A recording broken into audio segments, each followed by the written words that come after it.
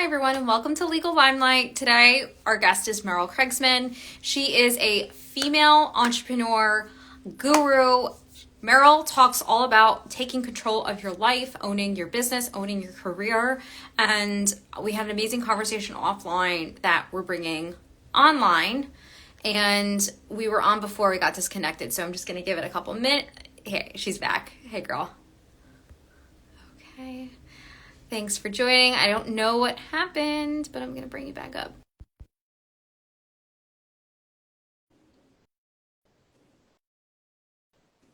I'm back.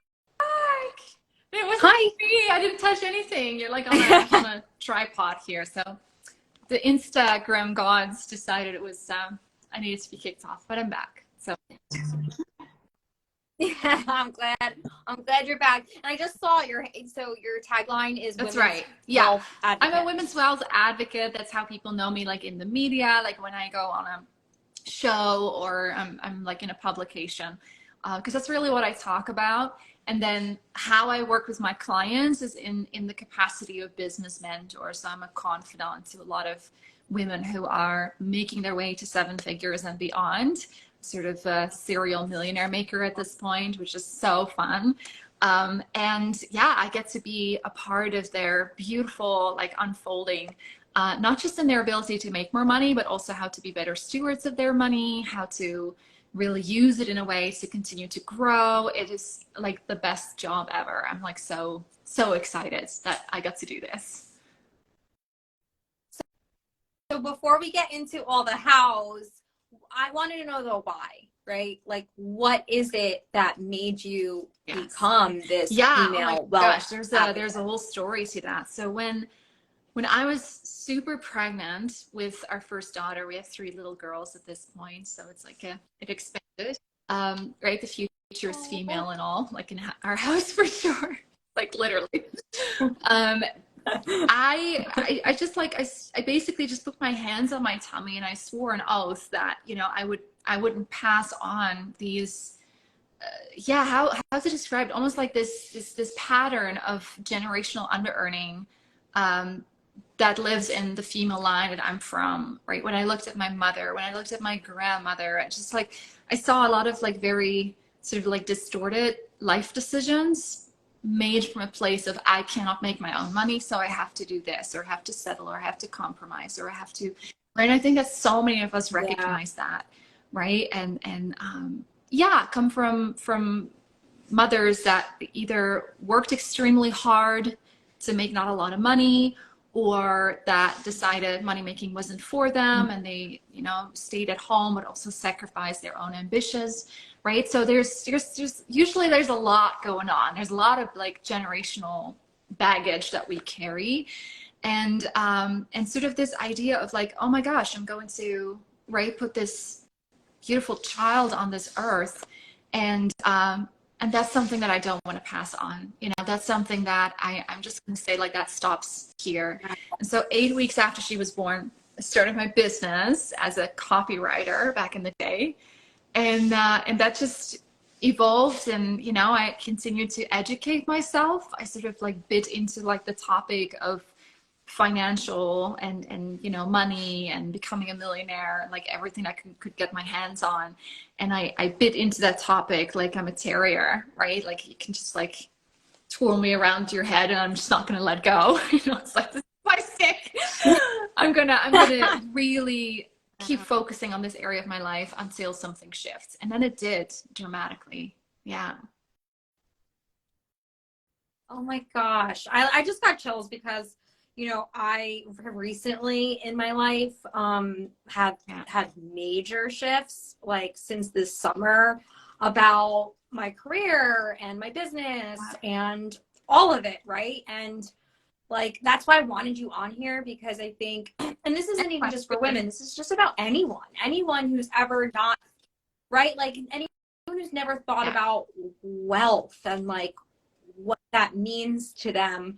So this is why I wanted to bring you on. And I'm really glad you talked about your background, because I think it's just something that we don't, it's all subconscious. It's all stuff that we don't realize that our families and our grandparents have affected us so much. So, it's worth taking that time to stop and say, okay, like I'm having these decisions because of my prior history. So for people like that, right, who have never thought about wealth, or maybe are okay, or maybe are living a 9 to 5 but want more from their career or from their business, what Oh, I advice would do you say have like the for first thing that them? I would do is just really educate yourself. Start to expose yourself to tons of, like, depending on how you like how you roll, right? Some people love listening to podcasts. I have a podcast, for example. Like, I literally keep a diary of how I create millions. I'm just like, okay, logging in to leave my 5 minute $1 million nugget for the day, and I just share my journey. And I know there's lots of people out there. So whether you prefer podcasts or, maybe watching like a documentary on wealth and women and wealth, or, I know that not all the listeners today are women. So, it's not really super gender related, right? Of course, it's like this applies to men as well. But, whatever your preferred, like, way that you absorb information, go and expose yourself.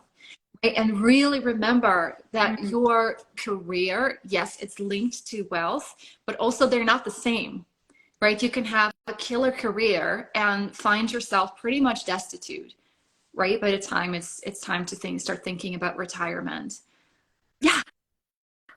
Especially for lawyers, because and lawyers are really a crazy fascinating profession, because they arguably, like in theory, we think that they make the most money, but also like Yes. their expenses are high and all of this stuff. So they're not really people who end up actually being very wealthy. And in fact, there's a lot of mental health and depression and Oh, anxiety it's and so hard. alcoholism in the Like industry. my So husband worked as a legal assistant at a firm in Toronto for, I think, 12 years or so.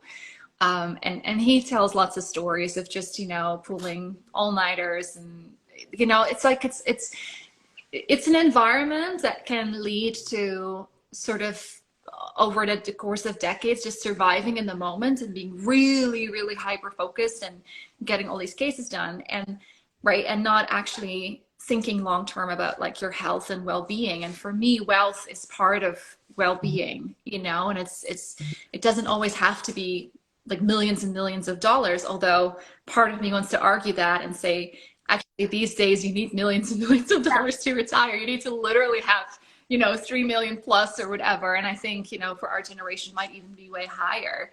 Right. And so it's not. I appreciate you saying that, because I think like people don't want to Yeah. talk about it and it makes people feel uncomfortable. And like, but listen, okay, it doesn't matter how much money you're making now. Like, listen to what Merel's saying. And I think the message is just open up your mind. Like, if it makes you uncomfortable and squirmy, like, ask yourself why. Like, do you not believe that you deserve Yeah, that? I mean, What are it's your thoughts on so that? incredibly interesting because I get an insight view, right, of what's actually going on for people. And then over the course of like helping thousands of women, break through to like multiple, right? I work with business owners, right? Like high 6 figures, 7 figures a year. Stories like, my mom was a single mom and, first generation immigrant, and she worked so hard after my father died when I was 2. And so I feel that if I don't work hard, then I'm sort of invalidating all this hard work that she did, right? It's supposed to be hard for me because it was hard for her trying to work. For example, Yeah. right? And when I have conversations with my clients, right, part of it is strategic, right? Part of it is offer creation, part of it is launch strategies, like, for sure. But it's those conversations where things shift from, oh, I'm just gonna, like, grind away at this for the rest of my life, like being on this hamster wheel, to oh, maybe something else is possible, right? Something that's more kind towards myself, as a way to then, like, the reframe, for example, in this scenario was like, I don't think your mom wants to see you work really hard at the cost of your, right, your physical health, your mental health, your well-being. your mom worked Wow. so hard so that you wouldn't have to, so you could get an education. So, and it just like clicks in that moment, right? And now she's making, you know, high six figures every year and just, you know, on a really good track to seven figures. Yeah. That is so amazing. I think so. You're saying it, there's something implicit, right? That hard work does not equal Exactly. wealth. Yeah. And that, you know, hard work is not how we pay tribute to our ancestors, right? Our parents and grandparents, even if they worked really, really hard. That's actually not what they want for us, right? It's like they want us to thrive. It's really hard. It's really hard to admit that, right? Like, because we're in hustle culture, and especially like a lot of lawyers watch these Yeah. videos because it's my community. But you know, like we think, oh my gosh, you know, when Yeah. I was in big law, like that's just what you do. You grind because there's like the carrot that's dangled in front of you, like, Then or you'll you're be gonna in make partners, business. then Yeah. you'll be really wealthy, or then you'll get a big bonus and you get all these things. But at the end of the day, you know, like I asked some of my friends, I'm like, did you Yeah. save anything? Do you like what do you have left over? But and then what do you know, a lot of them will say, well, no, I have Yeah. loans or I have a big apartment or so like that is the shift that I've Yeah. made this year. Like, holy crap, we are Yeah. killing ourselves, burning ourselves out, thinking that we're on the path to On the wealth path to when we're debt. actually Yeah. To not just more saving money. debt. And I think too, you know, when you have a career like being, you know, a lawyer, um, you have equated that probably your entire life with sort of also the financial benefits, right? Quote unquote, that you have as a lawyer. So you expect to have a certain lifestyle. People expect you, right, to like look at you and expect a certain lifestyle because you're a lawyer, right? So subconsciously you start buying that house and you start investing that way and you know spending on your wardrobe when realistically speaking, when you look at the facts, right, you need to set a percentage aside. You need to get creative around like your wardrobe and how you can look really, you know, snazzy without spending a ton of money, because the reality of the situation is different than maybe you think. I don't want to make this like a bad news sort of episode, but No, it's no, it's not. I just think it's important. And so Merrill, like this is what you do. How do you work with people? Like, do you do yeah, I consulting, have group a coaching? group Like, what's coaching your method?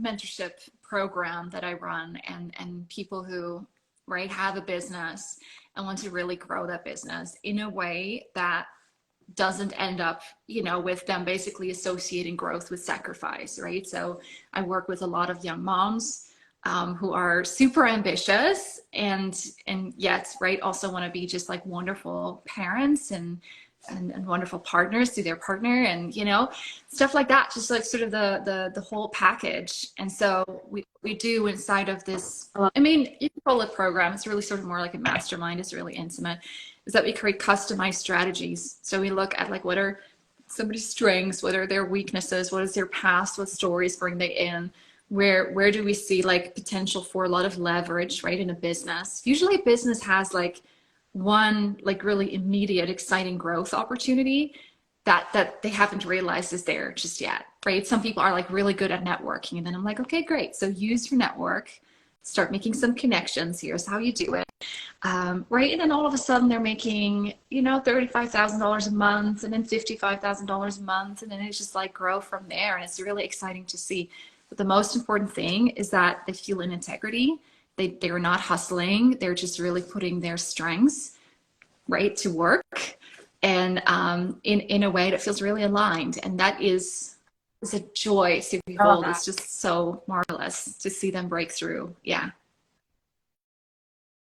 Oh my gosh, I love that. I love that so much. How can people join Yeah, so your group and I your have a Facebook community? group. It's called Wealth on Your Terms. So you can just hop over to Facebook and make sure you join that. And there's lots of, you know, valuable conversations happening there.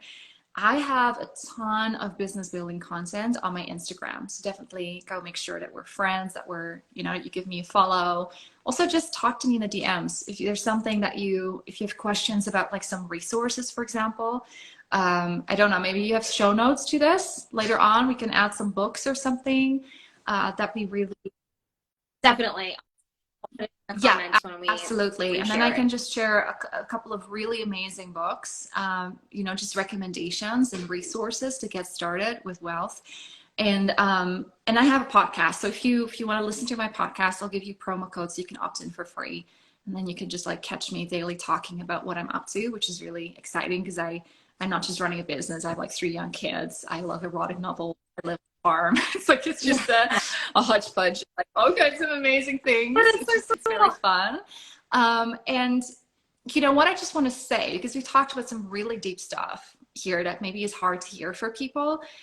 It's like facing the truth about your finances and is the starting place from which you can then grow financially, right? So we cannot skip this step. Yeah. I tried. My husband, who had gone bankrupt about 10 years before we met, he had like tons of like books and resources on wealth, which was the whole start of this journey for me because it was like at my fingertips. But he had good financial habits. So he was like, Merel, I love you, babe. Let's sit down and do some budgeting, you know? And I was like, literally getting a hyperventilation attack, you know? I was so bad. I did not want to look at my finances. It scared the shit out of me. And then, you know, he lovingly coaxed me and just like, no, let's go sit down. Once we owned the truth about where we were financially, that's when all of a sudden we realized like, wait, we are in the wrong country. Wow. It's one of the realizations we had because taxes were sky high in Germany where we lived. So we were like, okay, let's go to Canada and take over the farm because we can live there. We can have a house, right? We don't have to have a mortgage. So we were like, okay, we're going to take our kids and move across the globe. And so that was one of the decisions we made. I realized that as opera singers, because we were, you know, opera singers in Europe, that we were never going to hit our financial goals, right? It was just, it wasn't going to work out. So I gave up my career. I completely shifted from being an opera singer to becoming a business owner because I wanted infinite possibilities for, you know, from a wealth potential perspective. But like big decisions are inspired, right? And this is why it's scary, right? Because we know that when we see the truth about what's actually going on, you will make big life changes, very likely, right? So I'm just going to scare you a little bit more because like you're scared for a reason and it's okay. You know, it's amazing. And like, I'm really grateful for you coming on today and just like having these conversations because they're conversations everyone needs to have, to really just like look inward, see if you have any pre-existing subconscious beliefs that are shaping your life and capping the amount of wealth that you can create for your family and for yourself. So I so appreciate you. Thank you for coming on today. This was awesome. So people can go on, and I would say right now, if you're watching this live, we have a bunch of people watching it live. Click on the arrow, and you could hit Merel's account, click follow, or we're definitely going to tag your account in the comments, the show notes, like you say. I love that. And what's the best way though for people to contact you if they want to follow you send or me a if they DM. want to work with you? And then I can just send you a link. We can book a call and just talk about what's going on for you and what you're desiring for this year and the growth of your, right? If you have a company, if you have a business or a business idea, then let's connect. Let's talk about that. That's what I do. Yeah. Amazing. Thanks for having me. Thank you so much, Merel, for coming on today. This was great. Talk Thank soon, you. everyone. Talk soon, and thank you again, everyone. This has been Legal Limelight. We're here every Thursday at 1 o'clock Eastern Time, and we'll see you next week. Thank you.